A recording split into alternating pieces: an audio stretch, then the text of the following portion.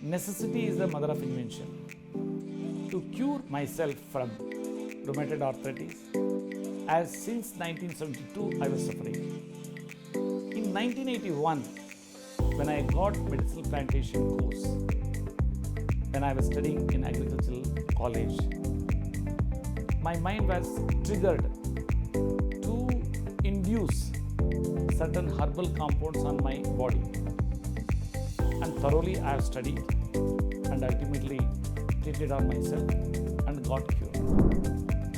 Thereafter it has become fashion and I have started working on it. And further, accidentally in 2008, my father has suffered from acute renal failure. On him also, that time he was on dialysis. I have treated and successfully he has come out from the dialysis.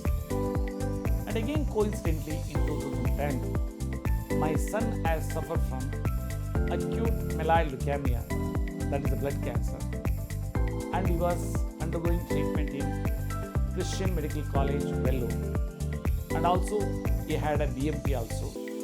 On him also we have tried our medications without doctor's knowledge, and astonishingly my son has recovered very speedily.